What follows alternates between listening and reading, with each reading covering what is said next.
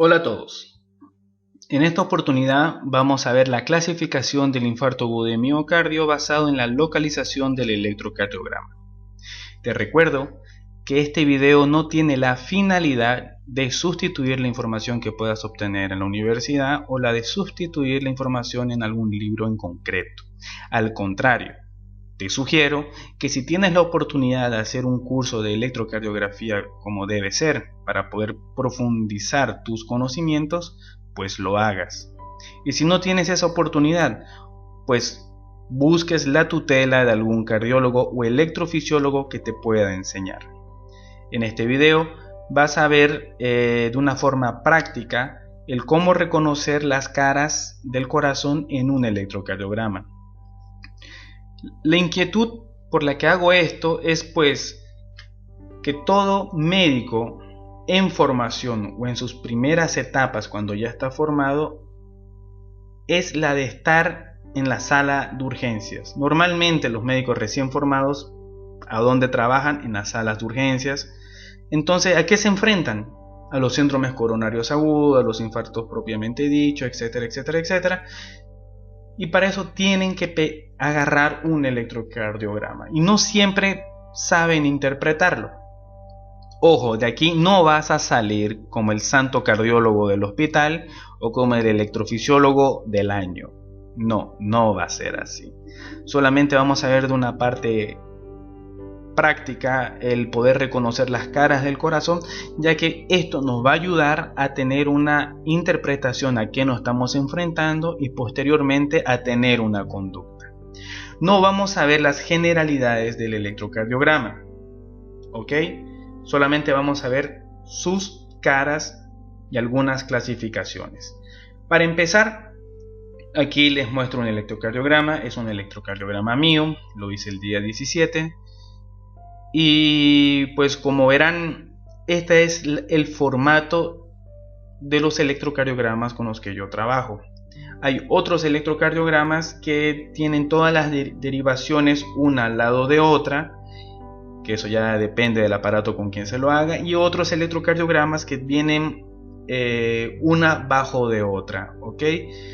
La forma en cómo te he distribuido el electrocardiograma no va a variar nunca en la conducta o en la interpretación que tenga. Perfecto, esta es una distribución, esto es un formato de electrocardiograma nada más. Si en tu país tienen uno u otro, pues no sufras, el electrocardiograma es siempre igual.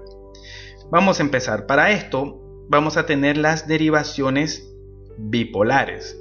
¿Cuáles son las derivaciones bipolares? Pues de 1, de 2 y de 3. En esta imagen y en la siguiente tú tienes que recordar el triángulo de Einthoven. Perfecto. Que recuerda que el triángulo de Einthoven en las derivaciones bipolares, pues tenías D1 era la diferencia de potencial entre el brazo derecho y el brazo izquierdo, D2 era el diferencial de potencial entre el brazo derecho y la pierna izquierda, y D3 era el diferencial entre el brazo izquierdo y la pierna izquierda. Ok, vamos a seguir. Vamos a tener las derivaciones unipolares o monopolares como lo puedan encontrar en otros libros. No va a variar nada. ¿Qué derivaciones tenemos aquí? ABR, ABL y ABF. En otros países se pronuncia AVR, AVL y AVF. Eso no varía tampoco. Vamos a continuar. Nos vamos a encontrar con las famosas precordiales. ¿Cuáles son las precordiales? Pues B1, B2, B3, B4, B5 y B6. Todas las que ya hemos mencionado con anterioridad constituyen las caras del corazón.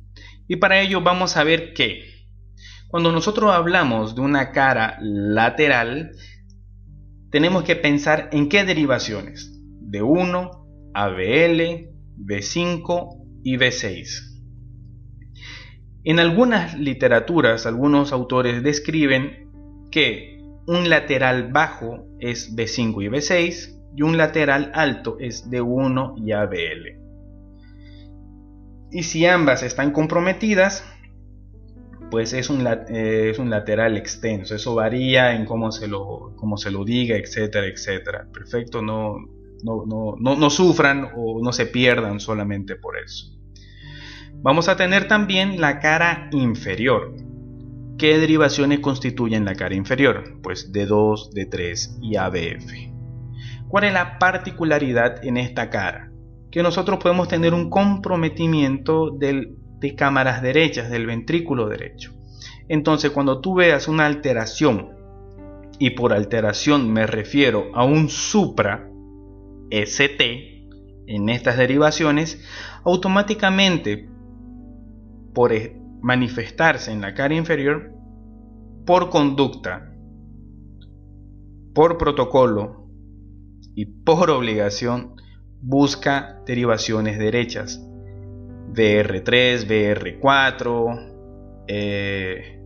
BR2 o un electrocardiograma de cámaras derechas, los puedes buscar. Perfecto. Ahí ya se habla de imágenes espejo, etcétera, etcétera. No te compliques mucho. Tienes D2, D3 y ABF comprometido, pues puedes buscar pues B3R, B4R. Perfecto. Vamos a continuar. Y vamos a tener en B1 y B2 la cara septal. Vean esta particularidad. B2 se vuelve a repetir. Entonces tenemos B2, B3 y B4 como la cara anterior. Estas derivaciones, las precordiales, nos van a llevar a otra clasificación que se las voy a mencionar, que puede variar de país en país, de literatura en literatura, pero a grandes rasgos la conducta no va a variar mucho. ¿Qué tenemos hasta entonces? Tenemos un electrocardiograma visto de esta manera. Yo se lo puse con colores para que ustedes puedan ver que tenemos la cara lateral D1 y ABL, B5 y B6, la cara inferior D2, D3 y ABF, tenemos la cara septal y anterior. ¿Y esto a qué nos conduce? Ya solo con esto es suficiente como para que a grosso modo puedas saber en dónde está el problema y qué es lo que puedas hacer. Pero que sepas que esto puede variar de literatura en literatura, que un infarto anterior extenso va a tener comprometida ¿qué derivaciones? Para empezar, vamos a tener un supra de B1 a B6 con un comprometimiento de la cara lateral, B1 y ABL. Es a lo que se llama infarto anterior extenso. Vamos a tener un infarto anterior restricto cuando tengamos un infarto, cuando tengamos un supra en B1 a B6. Otros autores hablan de infarto anterior localizado cuando está comprometido B3 y B4. Otros autores hablan de infarto anterior cuando tenemos un comprometimiento de B5 y B4. Pues varía. Perfecto. Vamos a tener un infarto anteroseptal cuando tengamos un supra en las combinaciones de B1 a B4. Recuerden que hacía parte de la cara septal, que hacía parte de la cara anterior. En algunos libros de electrofisiología ustedes van a ver que B1 y B2 lo llaman anterior, B3 y B4 anteroseptal y B5 y B6 lateral. Ok, entonces mucho hace parte de dónde lo estés leyendo, la actualización que se tenga, bueno, y cómo tú te estés basando en este estudio. Ok, por eso te mencionaba y no quería dejarlo pasar, que esta clasificación tú te la puedes encontrar. Otra clasificación que tenemos es la cara lateral. Ya habíamos hablado que algunos autores hablan de lateral bajo con el comprometimiento de B5 y B6 y lateral alto con el comprometimiento de D1 y ABL, y lateral extenso o lateral localizado cuando tenemos todas estas derivaciones comprometidas, B5 y B6, D1 y ABL. Tenemos la inferior. El inferior le agregué de ventrículo derecho. ¿Cuáles son los componentes de la cara inferior? Pues D2, D3 y ABF. Y cuando tengamos que pensar en ventrículo derecho, tenemos que solicitar B3, R y B4, R. Perfecto. En donde vamos a tener una imagen de supra también. Y tenemos la posterior. En la posterior, vean que es el único que en esta clasificación se habla de infra. Vamos a tener un infra ST en B1 a B4 con una predominancia de las R's en B1. Otros autores hablan de una predominancia de R alta y de T positiva en B1 y B3. Otros autores tan solo mencionan la predominancia de R alta en B1 y B2. Esta clasificación que yo le estoy mostrando es la clasificación de Stein-Topol Gustos 1. Así que aquí no se está descubriendo la pólvora, mi gente. Es algo que está en los libros, pero que varía de literatura en literatura por distintos autores.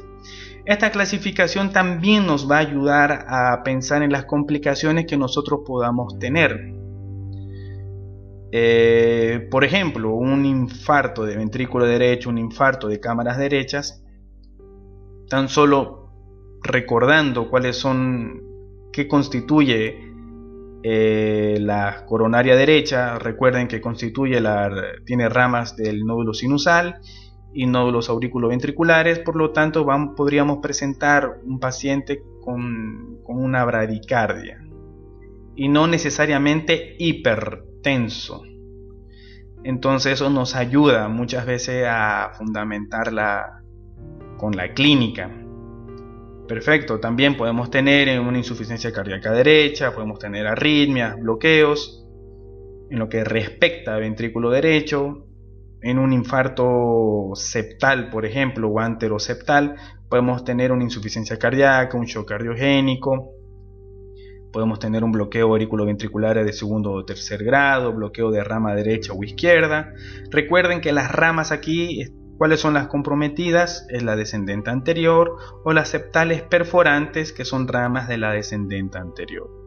Entonces, mucho esto nos va a reflejar la clínica de nuestro paciente. Perfecto. Pues bueno, nada más que decirles, espero esto le haya servido. Es una mera guía a grosso modo de cómo se pueden ubicar, localizar un infarto en su práctica diaria. Si tienen la oportunidad de profundizar este estudio, pues se los sugiero, se los recomiendo y por favor háganlo. Si tienen la oportunidad de contar con la tutela de algún cardiólogo o electrofisiólogo, pues aprendan. Nada, aquí no se está descubriendo la pólvora, no se está inventando la rueda. Sencillamente esto es un pantallazo general de cómo agarrar un electro y saber dónde está el problema. Pues como verán, no es lo mismo tratar un infarto de ventrículo derecho que un infarto que comprometa, por ejemplo, una anterior extenso o anterior restrictamente. El problema es el mismo, pero la conducta puede variar, y esa es la diferencia entre la vida y la muerte. Recuerden que nosotros tratamos con seres humanos, con personas, y en nuestras manos hay vida que salvar. Perfecto, vamos a dejar el video hasta aquí. Te sugiero me sigas en Facebook, Instagram, Twitter, YouTube. Compartas este video con tus amigos, sé que a más de uno le va a servir. Dale manito arriba y compártelo en tus redes sociales. No te olvides seguirme en estas redes que estoy muy activo frecuentemente.